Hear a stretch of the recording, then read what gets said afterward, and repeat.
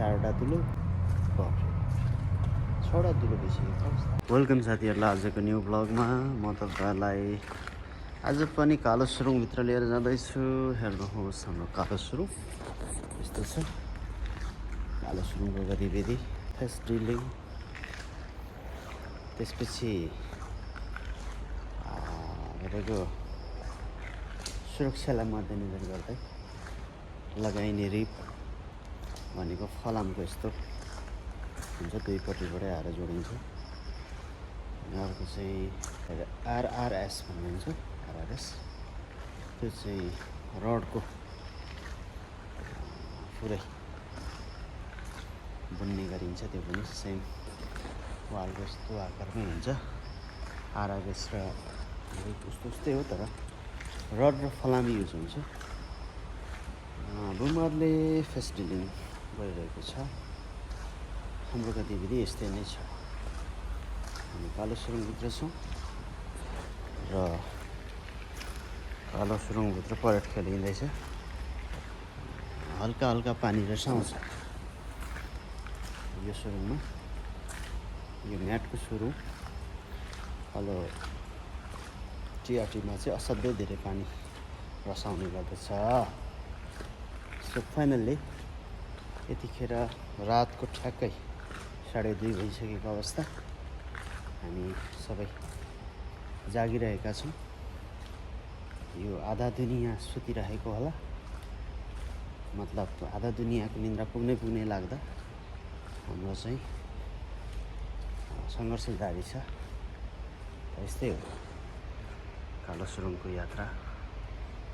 जिन्दगी फाइनल्ली साथीहरू, भिडियो के कस्तो लाग्छ हेर्दै गरौँ है त।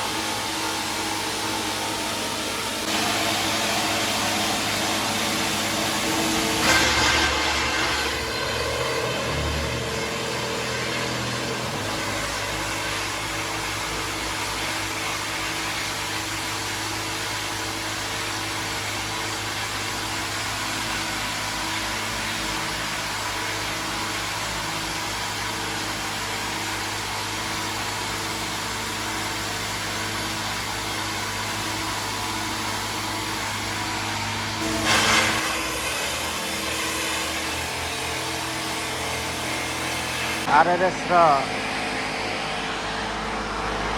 रेडको काम हुँदैछ। आरआरएस भएर आएको अवस्था।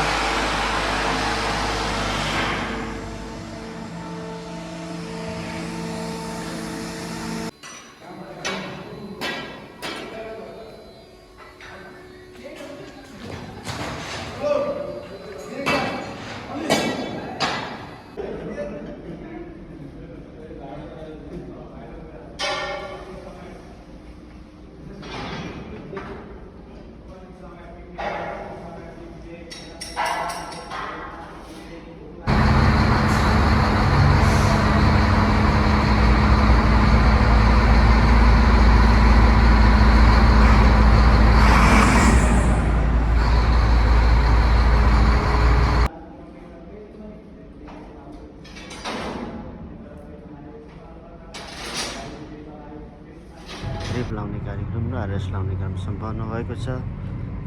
यतातिर फेस ड्रिलिङ भइरहेको अवस्था। ल एउटा दुलो, दुईटा, तिनटा, चारवटा, यता नै 4वटा दुलो, माथिर 5, 6वटा। 6वटा दुलो भइसकेको अवस्था। तर यो चाहिँ निस्किने द्वार हो। र यताबाट छुटिएको शाखाहरू हेर्दा चाहिँ 5वटा छन् है दुलोहरू। यहाँबाट पनि 2टा शाखा छुटेको छ। यता सिटी र यता चाहिँ म्याटको पनि माथि गएर चाहिँ नि 3वटा दुलो छ। अब यसको पनि यता माथि गएर चाहिँ अहिलेसम्म 2टा दुलो छ है, 2टा सोलर। यसरी छुटिँदै गएको छ। यो चाहिँ सिधै बाहिरबाट आउँछ। यहाँ चाहिँ पानी अलिअलि जम्मा भइरहेको अवस्था छ।